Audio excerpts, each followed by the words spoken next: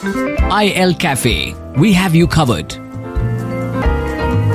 Good to have you join us on Il Café. Welcome to the show. My name is Sheetal, and on today's episode, we're going to be looking at some of those changes in policy, not just within ICICI Lombard, but also in the general insurance industry that have actually, or rather that are geared towards making the customer experience a lot more seamless and productive, especially when it comes to that one really important aspect, and that is claims settlement. Now, we do understand that the pandemic has seen a sort of a fillip in the kind of initiatives that organizations like ICICI Lombard have undertaken to ensure this. And there have been several things that have happened to ensure customer safety is prioritized, especially in the pandemic. Also, seamless, integration of the safety with digitalization, sustainability at an institutional level. All of this has been implemented at ICICI Lombard. But then it's always a good idea to understand customer centricity and how all of this is translated into changes at the level of the user, right? So we've decided to call on the experts. And today we're going to be catching up with Sanjay Datta. He is one of the most experienced and accomplished professionals that we have in the insurance industry today. He is Chief Underwriting, Reinsurance and Claims at ICICI Lombard. He has almost 35 years of experience in this particular space, and he was, in fact, part of the launch team at ICICI Lombard way back in 2001. So we are in his safe hands, and thank you so much, Sanjay, for joining us on Il Café. Welcome to the show. Hi, Sheetal. Good to be part of the show, and that was a wonderful, introduction to what we do best as a company, which is held the, customer at his most distressing point, which is the moment of truth for us and for that customer. Right. It bases the promise we make when he or she transfers the risk of certain accident or some unfortunate event affecting their lives or their properties. And so it's very, very important that we understand this aspect of the insurance process, right, which is wholly geared to providing protection. Absolutely, absolutely. And I have several questions for you, Sanjay, but let's start with, customer purchase behavior. I'm sure you've seen it evolve over a period of time. So what are some of the innovations that the company has brought in the claim settlement process that speak to these customer queries, that address the change in behaviors that we've noticed? Yes, the word innovation is very important in insurance. There are, 2-3 ways where we look at innovation. One is innovation on products. Mm-hmm. One is innovation on the, terms of the product. So one could be a completely new category for a different emerging risk. Say earlier when you started a company, there was no such thing as, big, thing in the mind of customers, be it corporate customers or for individuals, around an emerging risk like cyber risk, for example. Now it's, slowly gathering momentum. It is becoming a product by itself, and we are looking at covering those kind of, so innovation is happening in the category of emerging. So now let's take risks which were always covered, but there's a lot of new coverages being added to certain risks, and we'll talk about that as we go. With the same, very standard motor policy is now seeing a lot of innovation in terms of what we want to cover. Mm-hmm. And which is very, very important, is that there are a lot of innovations in the claim process which are linked to how the ecosystem is developing, right, including the role of technology, which serves to basically do 2 things. One is, give us a lot of convenience, whether it's on purchase of insurance, but also in lodging and getting a claim from us. But also in the way, the ecosystem is changing in defining standards of service, the customer, expectations, on how the service will be delivered. And last but not the least, in how we also look at the learnings from claims. It's not about repeatedly, having a claim. Nobody wants to fall sick every day. Right. People take lessons from a particular event, and then we kind of shape ourselves to prevent such occurrences going forward. So that all in all is where innovation really plays a part across various parts of the insurance process. Right. Understood, Sanjay.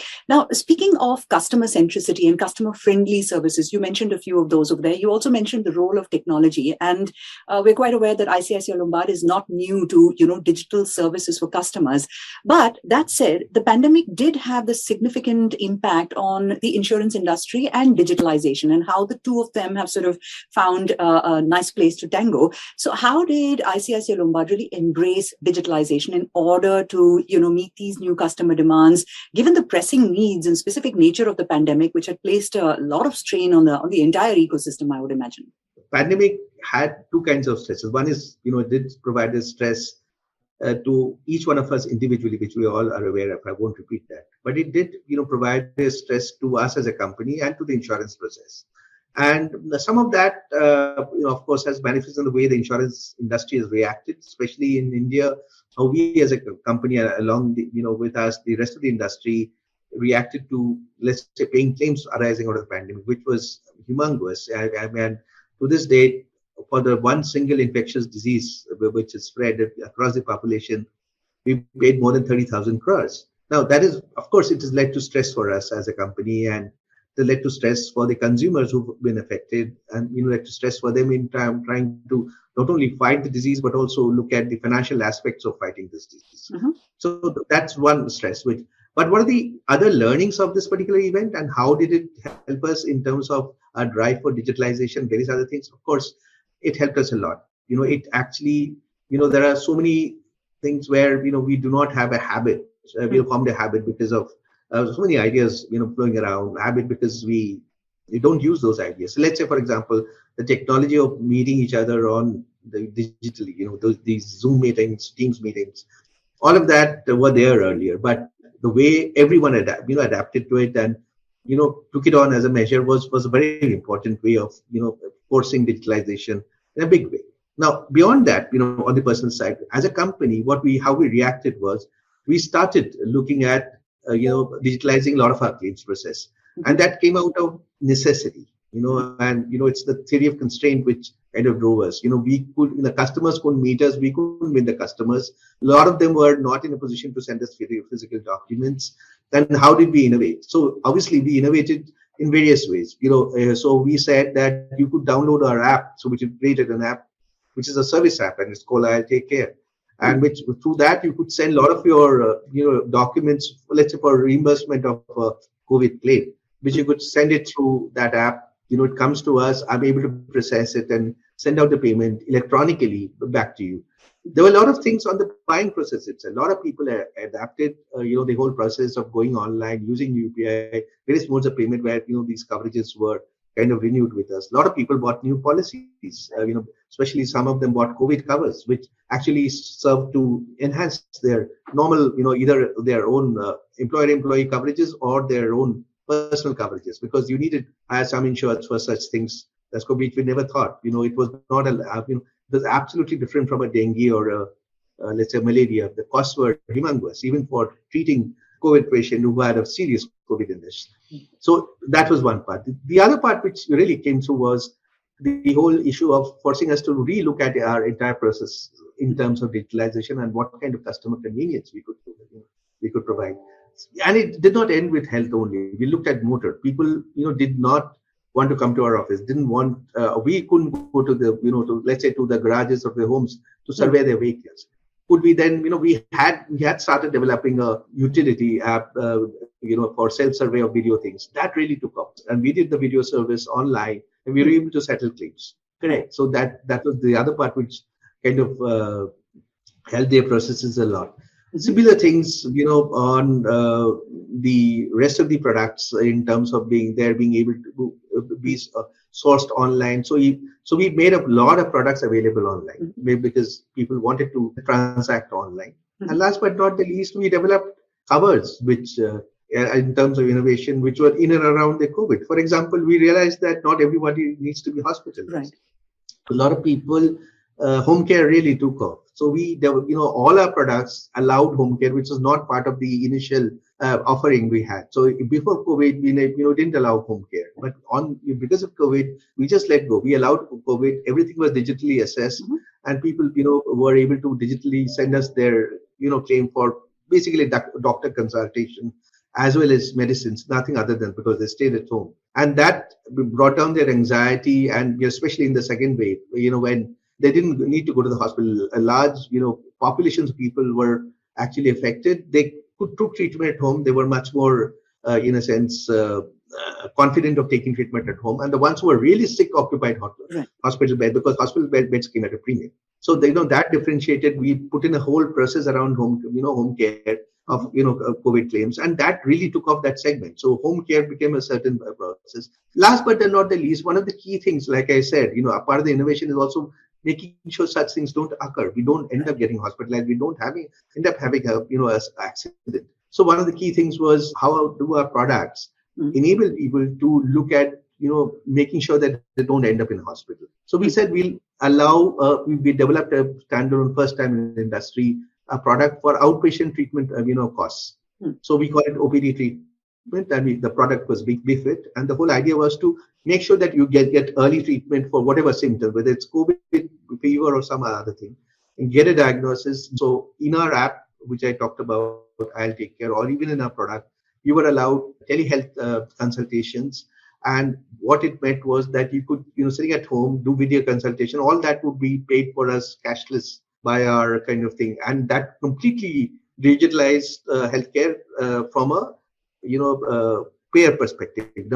We were now paying for, basically healthcare sitting at your home, where you could, teleconsult, you could, the video consult, and, bill that back to us in a cashless manner through this product. Right. So that's how these things totally change. A long answer to a short question, but I thought it's important to really, give a perspective of how COVID really kind of set us to think differently, and it was pushed, kind of a paradigm shift in the way we operate digitally. Absolutely. And thank you, for sharing all those insights with our viewers, Sanjay. It's useful to understand how customer behavior at the end of the day has shaped, or rather has informed all these choices and decisions that have been made in the organization.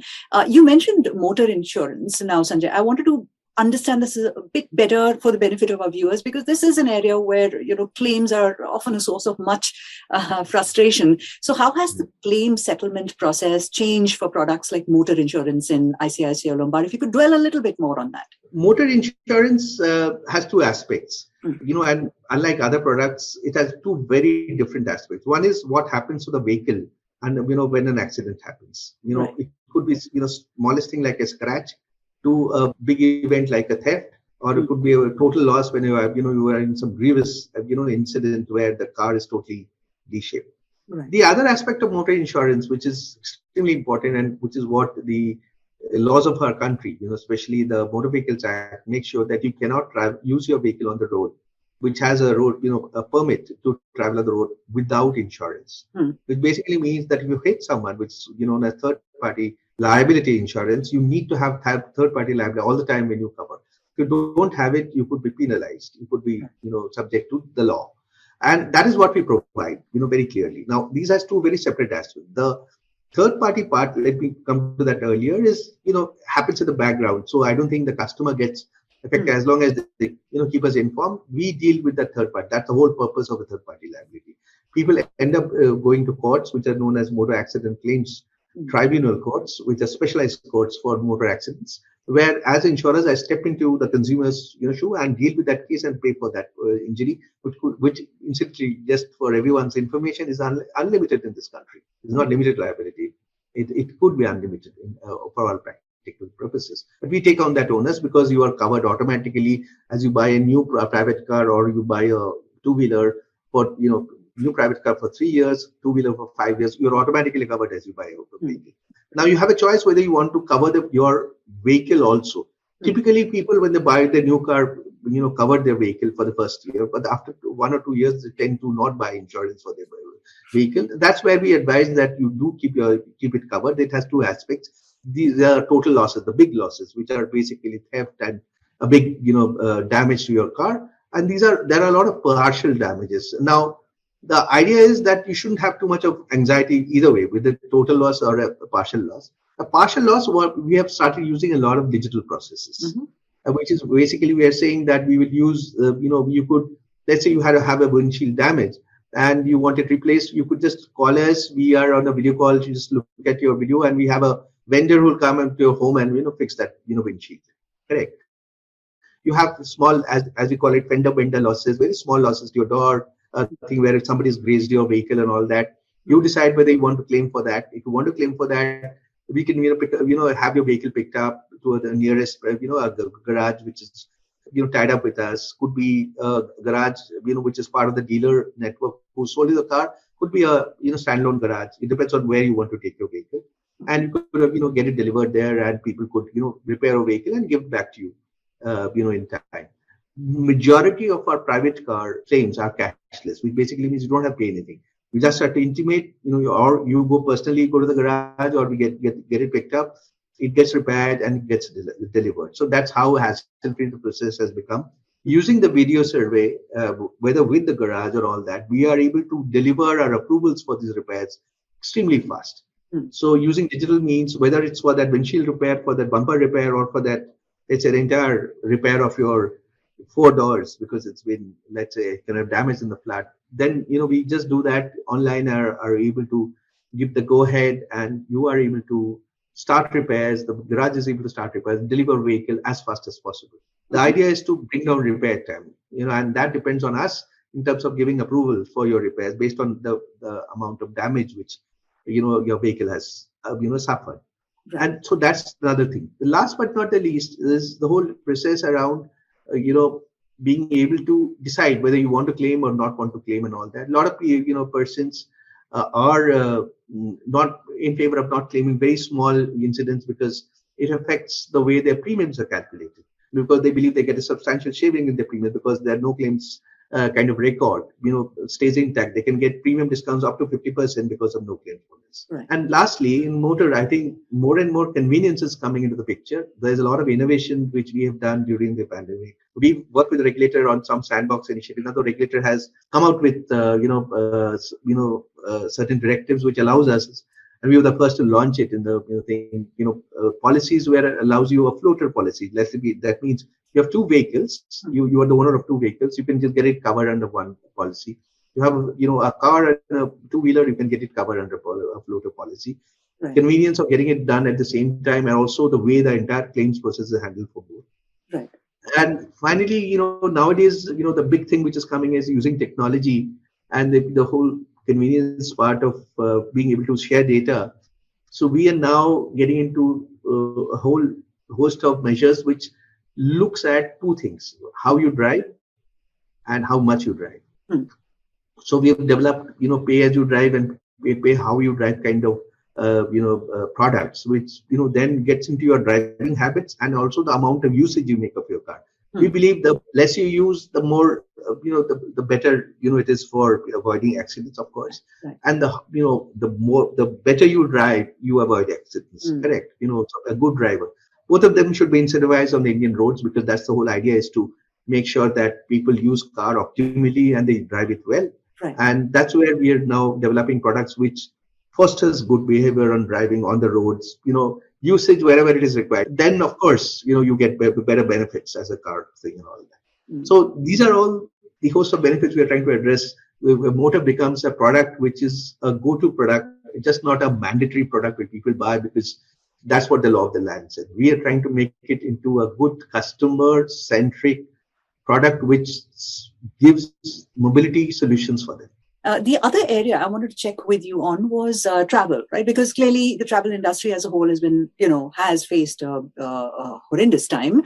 So it would be good to understand how ICICI Lombard has actually worked with the travel industry, perhaps even travel companies and so on, to help improve things. For example, pretty much the same, right? The claim settlement process for products like travel insurance would be good to understand what we've done here. Yeah, that's a good one, because that, travel insurance in the ecosystem took a beating for us as a company, as an industry as a whole, because of the fact that travel virtually stopped. For the first year and a half of the pandemic, nothing happened on travel insurance. So this was the time for us to revamp our product. We said, travel will hit back, and not just only as revenge travel, but the fact that the world, will get back to normal after the pandemic. Right. And people will travel. Travel is both leisure as well as business travel, as well as travels for education, various other things, and it will continue. It's something which we need to really look forward to. So here we look at two parts. One is what enhancements in products can we prove to take care of exigencies like this. So during the travel first lockdown itself, a lot of people were stranded at various places. before they could come back to India and all of that, because they were traveling. There was this sudden lockdown across these things. Right. So in fact, a lot of our policies then paid for, their, disruption of store, stay at this foreign. Of course, once they were out of India, not cancellation of trips and all that. That's, right. The travel insurance has to start, it started and people were outside. We did pay for all of that, went out of the way to take care of them. We going forward, so that's typically going to be covered in our travel policy going forward. If you face disruption again, and how the pandemic is, not that it's going to die at once across the world. There will be pockets everywhere. Each country will have different, measures of lockdowns and, the way you need to take treatment. We said that, our travel policy should be able to clearly take care of all of these uncertainties which goes forward. Right. The other point is that a lot of people will, we have started enhancing our product to take care of various things in terms of leisure travel. Leisure travel is now going to become just focused. It's not going to be just group tours to just go and visit certain places. A lot of people will carry out a lot of activities, including adventure sports. Somebody would like to, try slightly, extreme travel, in that sense, or longer duration travels. And our products are, meant to gear up to that. So that's the second part. So we are trying to make sure the product is able to address all these certainties which are slightly more high risk than normal travel, which we have. And finally, we're trying to make sure that we have solutions in travel for a lot of the corporates who have a lot of the employees abroad, in terms of, whether covering them for their corporate travel or giving them some sort of solution where they work and come back, to India and all of that. Right. So it's a gamut of things we are trying on the travel front, which is trying to be different from the pre-pandemic. Right. I was thinking about it, Sanjay, as you were telling us about all the, different things that we've done, the innovations underway at ICICI Lombard, indeed, I realized that there's one emotion that underpins a lot of this, right? And that's trust. So from a larger perspective, if you were to simplify the insurance business, I would imagine, catering to that trust element in customers would be a critical aspect. So for the benefit of our listeners, of course, I should point out that ICICI Lombard has an industry leading ratio in the settlement of claims. But then even so, Sanjay, I want to ask you, how has the organization worked towards building trust with customers? So we have a very clear, about this agenda. So we have to build trust with our good customers.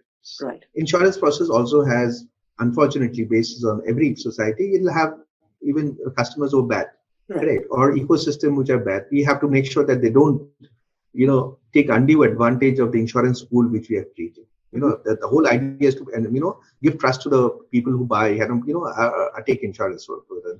It should not be accessed by people who are wrong. Correct. So there's a fine balance between the two. But one of the key features of building trust is looking at our products to start with first. We're trying to make our products all inclusive as possible. Take the health insurance policy, for example. Thanks to the regulator who's pushed us also, and we ourselves have, walked that path. Now, everything, including COVID, is now covered. There was some anxiety whether COVID will be covered by a health insurance policy. Now everything is covered. So which basically means that every part of the, every part of any illness which is there, except for illnesses which are not accidental, which is things like cosmetic surgery or something, is covered in your policy. We have now started getting into the outpatient treatment space. We're developing products there. So there could be confusion. What is inpatient treatment? What is outpatient? We are trying to cover now home care treatment. So it gives a lot of, the product is becoming broad-based so that there's no confusion around coverage. So when you buy something, you're very clear that you're getting all these coverages, which even for the elements which earlier used to fall into play. Secondly, we are also, let's say you have a different kind of product, let's say a benefit product, which pays a certain sum insured when you contract a disease. Earlier it was very restricted for critical illness. Now we are, increasing the number of diseases which are covered so that you don't have a problem in understanding whether this would fall under heart or whether it would fall by heart/lungs or something else. You don't know because a lot of us don't understand medical terminology and all. We are not prepared. We have not faced these exigencies in our lives. So the idea is to make the selling process more and more inclusive. So you say a lot of it is covered except for this one thing. So people understand, what is known as a kind of an all risk thought process, that every risk is covered except for this. So in motor vehicle accident, everything is covered as long as it's an accident. Not something, let's say your brake pad wearing away. That's one thing we very clearly says that anything where it is wear and tear, other than wear and tear, or something like absolute gross or willful negligence, we are covering all accidents. Obviously, if you go and drive your vehicle down a hill, we are not going to cover that because that's willful. Other than that, anything is, whether it's flood, accident, or whatever is covered. The third thing, and which is important, the same thing happens in travel. As long as you're out of India, we are trying to broaden the coverage. That to include the whole gamut of issues, including repatriation. But let's say somebody's COVID and needs a long treatment, we repatriate him or her to India so that the treatment continues here for the next 30 days. Those kind of issues which we are broadening more and more so that everything exigency is covered. That is one approach, so that you understand what you get when you buy the products is what you get, because in your mind should be very clear that I am covering myself comprehensively. Right. B, and this is very, very important, is the whole extent of how should I claim, and am I getting a fair amount? This is what I paid for. If I'm getting paid, so one is to pay. Make sure that you reject very little except for frauds. You keep want to keep paying everything which is put as a claim. As long as there is coverage, idea is to increase the coverage, broad base the coverage. B, when it comes to the claims process, we want to make it easy to. That's where digitalization comes in a lot. Just send an SMS, lodge in a claim. I'll reach out. We'll try to help you on your documentation and very other important elements in case you need to reimburse something. More and more, we will now want to provide cashless. Cashless means that as long as you intimate, you're just in the insurance process, you don't have to worry about how much you'll get back. The entire thing is taken care of by us. Right. Last but not the least is the whole issue of if there are certain deductions for various important reasons, like for example, for in a hospital, you don't get certain things which you incur on your own, which is not connected to treatment. Let's say calls from the hospital to your home, they are not part of your treatment. Or somebody staying as a relative in your thing, and that's an extra thing which you want to do.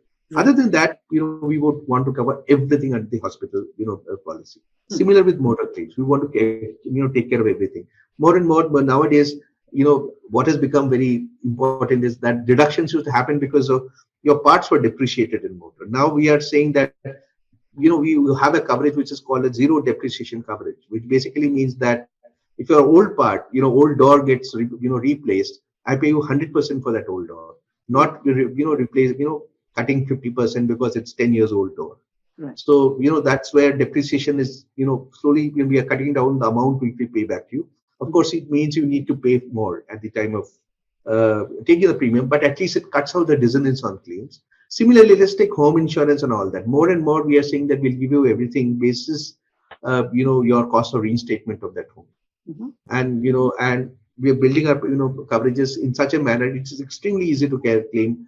Send images to us, and we should be able to look at that image and tell you the amount which needs to be paid, and you go out and pay for repair of your wall if the fire were to hit your home, home in that sense, or sometimes the breakdown could happen. So that's one is cashless to make sure there is payment certainty, and wherever it's not cashless, to be able to pay most of it and be very clear that this is the reason why it is not covered, because this was not accidental and not meant to come under insurance coverage. Okay. So that's a broad way. We are trying, apart from increasing the coverage, which is very, very important. The other thing, right? Since I have you here, Sanjay, it's not very often that we get to speak to someone with the length and breadth of experience that you have. No, I'm happy to be part of this broadcast because ultimately, the idea of building trust is through the media and the communication thing. Absolutely. People must understand that insurance is not only about people get worried about fine lines and things like people things. More and more our attempt has been to broad-based coverage, cover every kind of risk which we can envisage under a particular line of business in terms of risk, and be able to be very transparent in the way we settle the claims. Ideally, cashless when everything gets paid, or reimbursement. We should be able to pay most of it unless there is something which is non-accidental. That's the whole thought process. And people like you help to broadcast that thought a lot, because India is still in the nascent, underpenetrated, kind of having a lot of trust issues around buying insurance. So we want to catch people young, get them to use insurance products fast, at least starting with youngsters with travel or something like that, a small, medical policies and all of that. And then move them on to bigger policies where they carries them through life, in terms of risk and all of that. Idea is to keep building trust, and communication is the most important key there. Yeah, yeah. I was coming to that. I want to check with you, since you have visibility over a long period of time. You've seen the general insurance industry evolve. If you could look into the future, Sanjay, and give us a sort of a idea of what that future is going to look like for general insurance, and also with respect to claims, particularly, are there any trends that are shaping the future of the business? So one important thing is, of course, risk. Risk will keep changing. I told you, earlier, in the year 2000, emerging risks like cyber or something else was not very important, Right. or even pandemic was not at the, at the forefront in terms of our risk thinking. So as risk changes, people will buy covers which, changes their risk profile. Correct. And risk profile includes, let's say, nowadays everyone is transacting on the net or using a lot of data and all of that. They're exposed to risks, and hence they need to be aware of getting insurance, at least for covers, which helps them to navigate such financial exposure in case something happens to them. Right. Now that's one part, but that's going to develop strongly, and it's going to align with the way our lifestyles change and how we move as a society. Right. But the more important thing, and it's very, very important, is how will the products be configured, and B, how will the products be delivered in the future? Correct.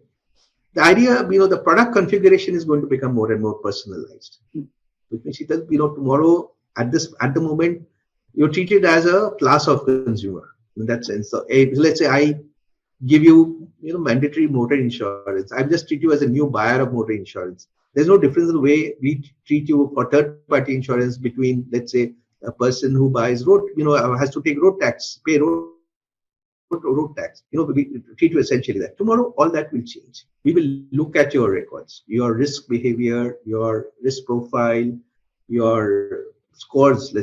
Could be things like credit, CIBIL, other credit scores, various other things. We'll try to, build that in. And we already, I've already articulated some parts of that in Pay As You Drive and Pay How You Drive, where you become as a very important element of how insurance is designed and procured. And, so it could be a cohort of people like you, or it could be just you, for example, depending on, how you display your risk behavior, how you drive, how you think, how you take care of your health, whether you go for yearly checkups or not, could be a factor in the way we design products. Let's say if someone is a diabetic, whether he's controlling the diabetic or not. Is hypertensive, there'll be a lot of chronic illnesses, as we go forward, as we have a long life. So all these factors will become very important in the way we design the product, as well as select the consumer who comes in. Of course, one of the key things there will be that the whole idea is to not only select the right customers, give them the right products, also give them the right price for buying a product.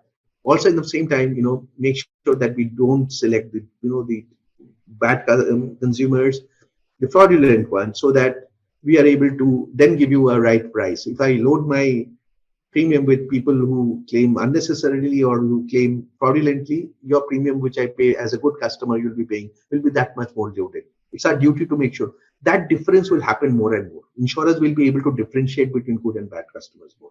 Keep out the extremely bad ones, like the ones who are fraudulent, out of the portfolio, and hence we'll be able to give you a better premium.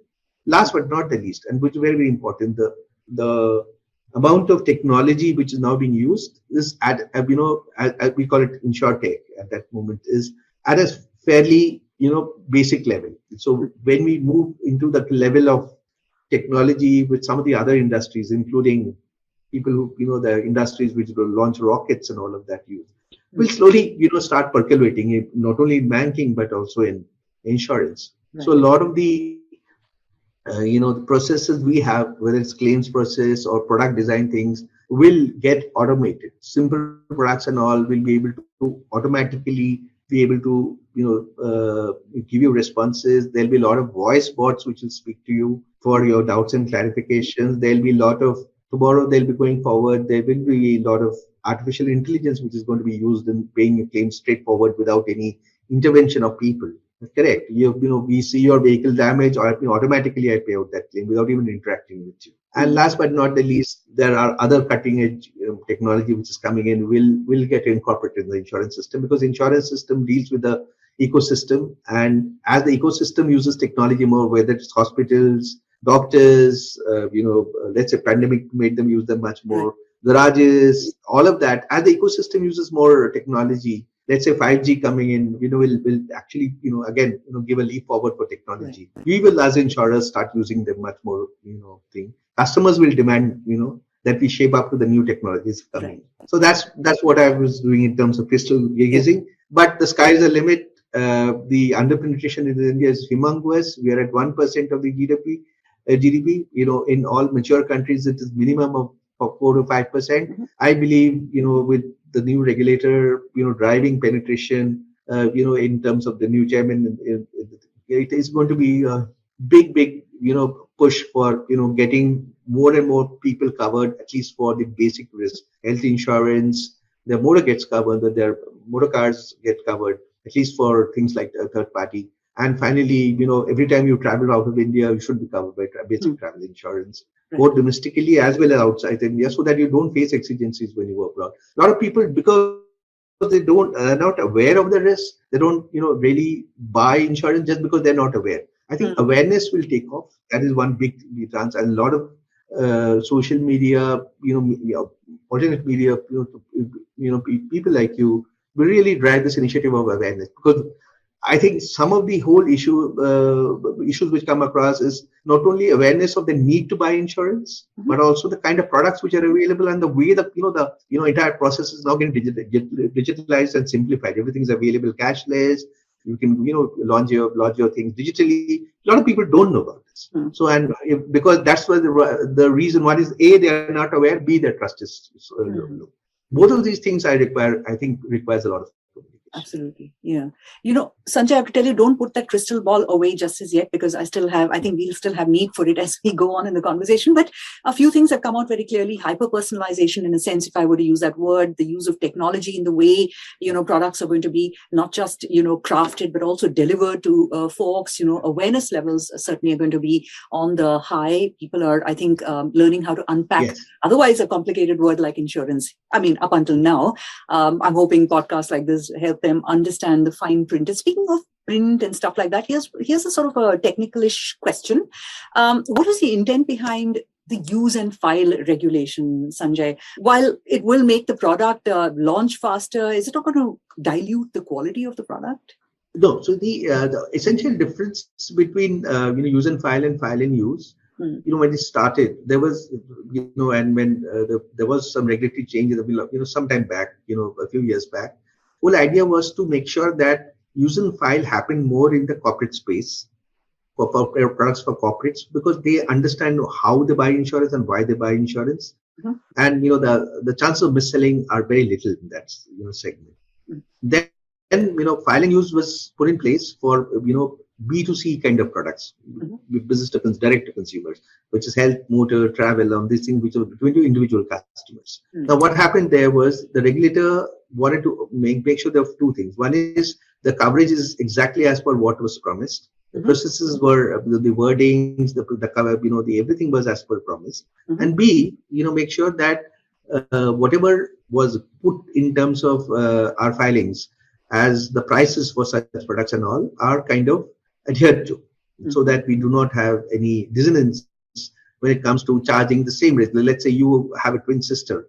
I can't charge you and me and both stay in the same house. I can't and both of you, let's say, buying something very similar, let's say personal accident actually, and I just can't charge 100 rupees for you and your twin sister 500 rupees, just like that, because I get this opportunity to charge her 500. So we had to do it as per risk.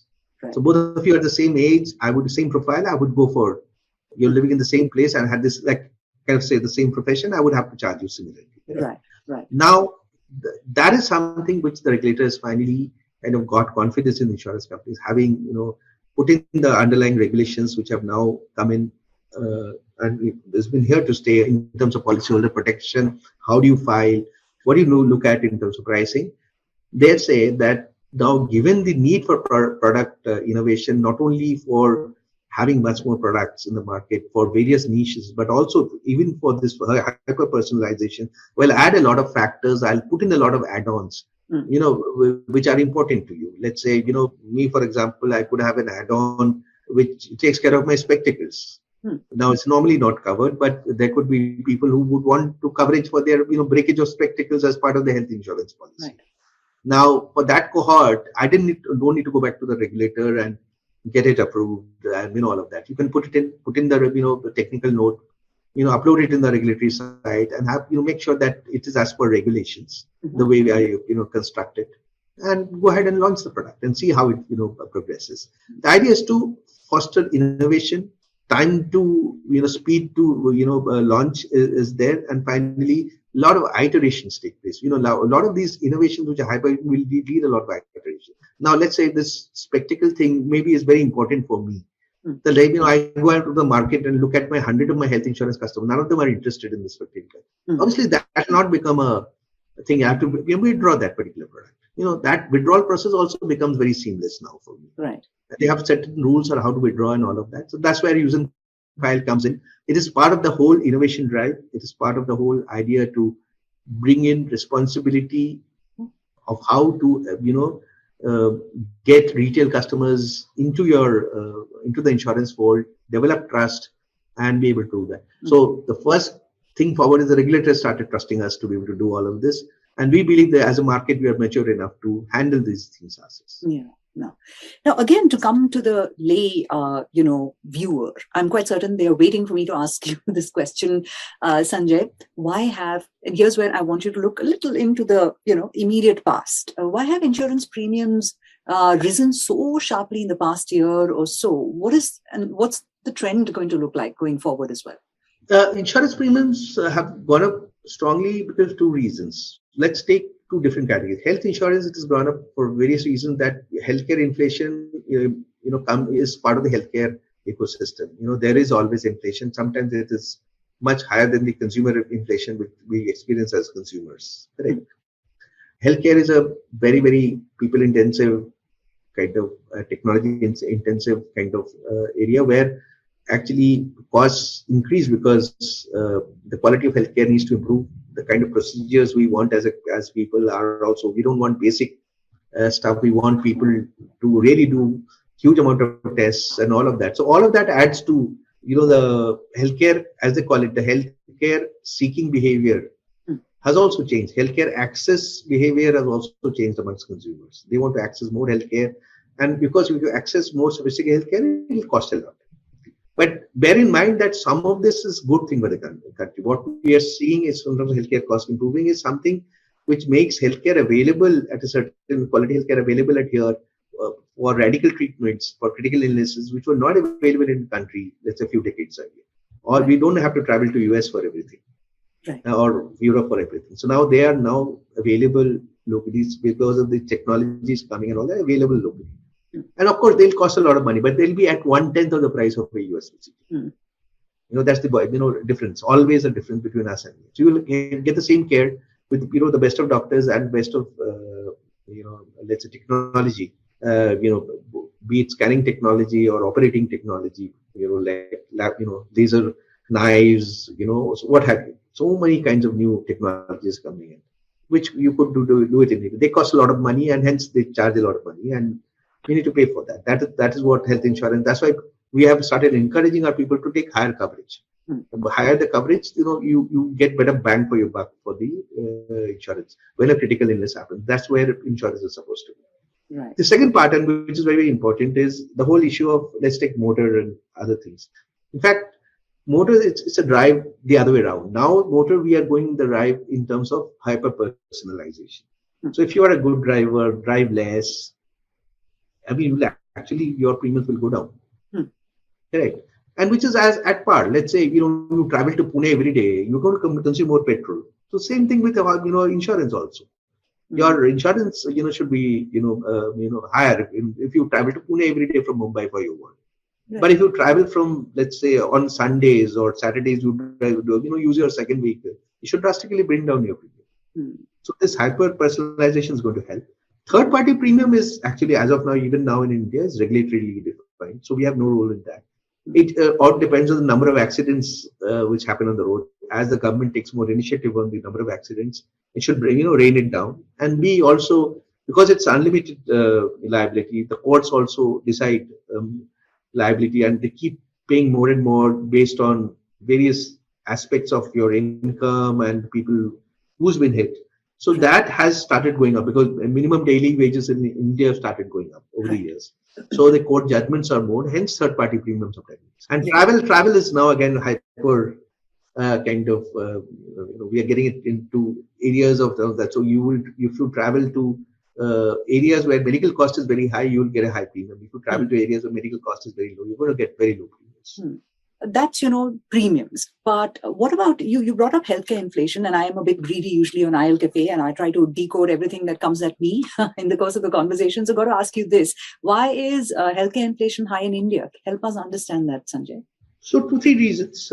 One, of course, is the fact that a lot of new technology is coming into India. So Indian healthcare, the amount of spends which you are doing. So the amount of spend, let's say even the government does as healthcare spends, is one of the lowest in the world. Correct. That is now significantly increasing, not only in the public space, but there's also a lot of stuff happening on the private space. Even capital is now flowing into healthcare. They have realized the inadequacy during the pandemic. It really brought us a lot of stuff in terms of fault lines in healthcare treatment. So a lot of funding is going to happen as we go forward. I think a lot of the increase in healthcare treatment is the fact that we never adopted technology to a large measure. As we adopt technology and scale, correct, let's say telemedicine, for example, you can have access to healthcare sitting at remote locations also, correct. Look at the amount of cost people go through because they're not able to get good quality healthcare at the place where they reside. And if they all keep coming to the metros or to a few, very good tertiary hospitals, costs are going to shoot up because there is limited, capacity. As healthcare decentralizes, good quality hospitals / centers which can develop under PPP initiatives to be able to deliver at least preventive care up to a certain level. The basic procedures are able to be, handled there. For example, COVID taught us a lot. Now, we heard of a situation where the COVID serious cases where it required ICU treatment had to be brought to metro cities. A lot of people came back from the things. Now people have realized that people are setting up capacities. A lot of extra government authorities are working towards it so that we have enough oxygen, enough stuff to handling, infectious diseases, which take a lot of our healthcare costs, even at the local situations. It does two things. It brings down healthcare inflation. It brings a lot of patient convenience because he doesn't have to travel. He doesn't have to worry about his family traveling to a metro to look after him for a critical illness. And last but not the least, it has a huge impact on health insurance premium for the long term. The lesser the inflation, the more affordable insurance becomes. So there are two parts which insurance premium is subject to. One is inflation, the other one is fraud.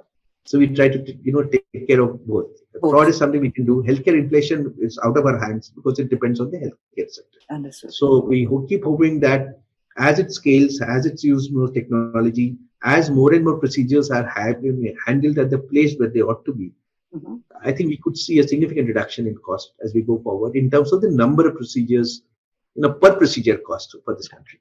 Right. While I told you don't put away the crystal ball for just a bit, Sanjay, I realize that you're not going to be putting it away at all because you have one eye on the future as you craft all of these success stories for ICICI Lombard and by extension the health industry, insurance industry as well. And thank you so much for joining us today and helping us, navigate this very difficult to understand space of claim settlement and how all the various things that inform the choices, the direction that this area is taking, consumer behavior, technology, the pandemic, and then some. It's been great, enlightening chatting with you today. Actually, it was wonderful talking to you. Questions were very, very relevant. It really drew out a lot of thoughts in me, which has also set me thinking. The issues around trust. How do I keep generating more? How do I communicate awareness and all of that? What are the key things which I think I'm always really conscious of is the need to make sure that in the customer's mind, once he's bought insurance, he needs to get peace of mind. It's like, once you bought a TV, in one of your things. You don't worry about whether TV is going to work or not work or come to your home or not home. If you know about a TV, your only thought will it last 20 years or 10 years? Yeah. You just worry about that. Correct. So that's the only difference when you buy. You don't worry about whether it will get delivered at your home, whether it will be switched on or not. You know that if it's not switched on, they'll replace it. Correct. So that's where fundamental trust is, and that's what I would want insurers to propagate, and the persons who insure from us assume that claims is for you to take. It's an intangible product. It's not delivered at the time when you buy the product, but whenever it happens, claims will be there. If it is not, if you're not getting paid, it is something wrong in the way we design products and you chose the products. Yeah. And so that's something I can assure you that we'll keep working towards, making sure that it should be covered in your policy. As long as it's a good claim, it should get played, seamlessly without you worrying about whether you should get it or not. It's just like a consumer durable which you buy. It should work, when you buy it for the first time, you should be delighted. Here in this case, when you buy it, I don't want you to experience, but if you do ever experience it as a consumer, it should, bring peace of mind. Absolutely. And I must thank you then in advance for the peace of mind, Sanjay. And thank you also one more time for joining us on Il Café. That's our motto. Yes, absolutely. You were listening to IL Cafe. We have you covered.